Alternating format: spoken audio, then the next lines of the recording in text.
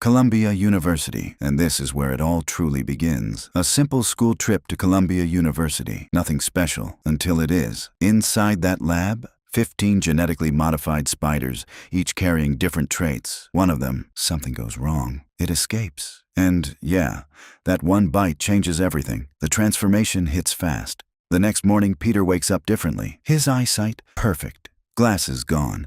His body feels heavier, stronger. Muscle mass just builds overnight. Reflexes sharpen so much that it's like his brain sees danger before it happens. That's the birth of spider sense. But here's the crazy part. He can stick to walls. Not magic, not tech. Tiny adhesive structures in his hands and feet make it real. And then comes the big reveal. Organic webbing. No gadgets. It comes straight from him. You remember that train scene, right? The moment he stops it with pure strength? That's not hype. That's raw power. This version stays closest to the classic comic origin. Clean, simple, unforgettable. Oscorp cross-species spider. But wait, this version flips everything you thought you knew. This isn't just some random accident.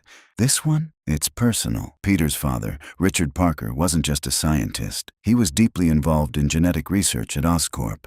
We're talking secret projects, hidden experiments, things that weren't meant to be exposed. Cross-species genetics, mixing animal DNA with humans. Sounds risky? It was. And right at the center of it, a spider labeled Araneus oscorpensis. Now here's the detail that changes everything. DNA compatibility. This wasn't a random bite working by chance. The experiment was designed so the mutation would only fully bond with the right genetic match. And Peter, he was that match. So when the spider bites him, the transformation isn't partial, it's complete. Immediately his reflexes go off the charts. Faster reaction time, sharper instincts. Everything feels quicker, tighter, more controlled. But unlike the Raimi version, this one isn't about brute strength. This Spider-Man is built for speed. You can see it clearly during the Times Square Electro scene. Everything's chaos. Electric blasts flying, civilians in danger, and Peter is just moving fast. Swinging, dodging, calculating every move with insane precision. And here's another key difference. No organic webbing. Instead, he builds his own web shooters, designs the fluid himself. That means his intelligence plays a massive role here. It's not just powers, it's problem-solving under pressure. This version feels lighter, quicker, and more reactive in combat. Almost like he's always one step ahead. And honestly, many fans consider him the fastest live-action Spider-Man ever. So think about it. What's more dangerous, raw strength or speed you can't even track? MCU spider bite. Now here's the part that's almost invisible. We never actually see the bite. No lab, no spider, nothing. And that wasn't an accident. By the time Peter shows up in Captain America, Civil War, he's already Spider-Man, quietly operating, figuring things out on his own. All we know? It happened during his freshman year. That's it. Some fans think Stark Industries had something to do with it, but nothing's confirmed, just theories. But when you look at what he can do, it's insane. Airport fight? He's overpowering super soldiers, holding together a jet bridge like it's nothing. Then the ferry scene, trying to stop it from splitting apart? That's pure strength and willpower. No organic webbing again. But this time, tech steps in heavily. Suits with AI, web variations, drones, parachutes. It's next level. And under Tony Stark's guidance, he levels up fast. He survives building collapses, alien weapons, and even magic. At this point, you have to ask,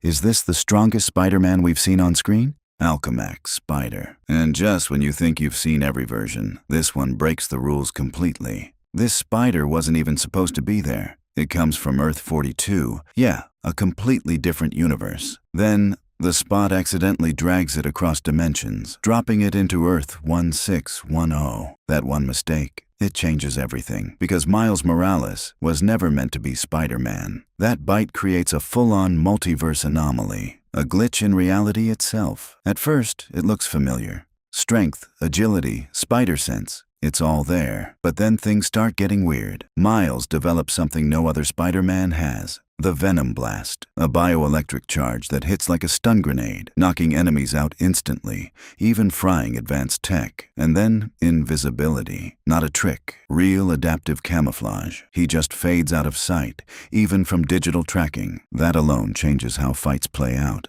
His neural response speed is off the charts. He reacts faster, adapts quicker, and moves like he's always one step ahead. Not the strongest physically, around 10 tons, but that's not the point. He's unpredictable. In a fight, versatility beats brute force, every time. And that's what makes Miles dangerous. Not just another Spider-Man, but one of the most unique across the entire Spider-Verse. Have you ever seen a hero who can literally disappear mid-fight? Oscorp Radioactive Spider. But here's where things take a darker, more emotional turn. In this universe, it's not Peter who gets bitten. It's Gwen Stacy. Same Oscorp setup, same radioactive spider, but everything after that, completely different. Because Peter doesn't become Spider-Man here. He becomes the lizard, and it ends badly. Gwen is forced into a fight she never wanted, and she loses him. That moment sticks. You can feel it in every move she makes after. Her powers, classic spider abilities, strength, agility, wall crawling, it's all there. But the way she uses them, that's what stands out. She doesn't fight like a tank. She moves like a dancer. Fast, precise, almost effortless. Every swing,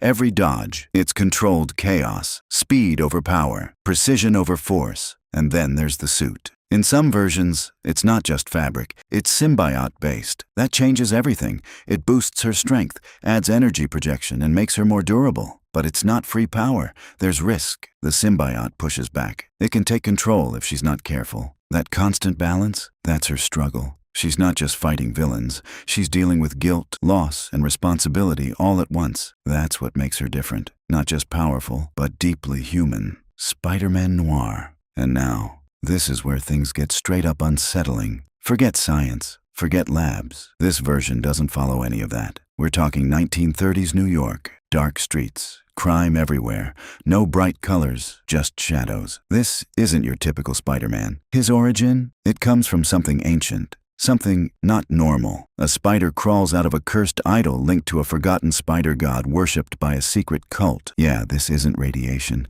This is a ritual. When it bites him, it's not just a mutation. It's a transformation. He's chosen, not as a hero, but as a hunter. The powers still exist. Strength, wall crawling, heightened senses. But they feel different. Raw, uncontrolled, almost animal-like. And the healing? Faster, more aggressive. Like his body refuses to stay down. But what really stands out is how he fights. It's not clean, it's not flashy, it's brutal, direct, feral. This Spider-Man doesn't swing in with jokes. He strikes from the shadows. Even the tone of his world feels heavier. No bright hope, just survival. And here's the twist that's been floating around. What if this isn't even Peter Parker? Some rumors suggest it could be Ben Reilly instead. That alone changes the entire story. This version represents something bigger. Not science, not an accident, but destiny, or maybe something darker. So tell me, would you trust powers that come from a god, or fear them?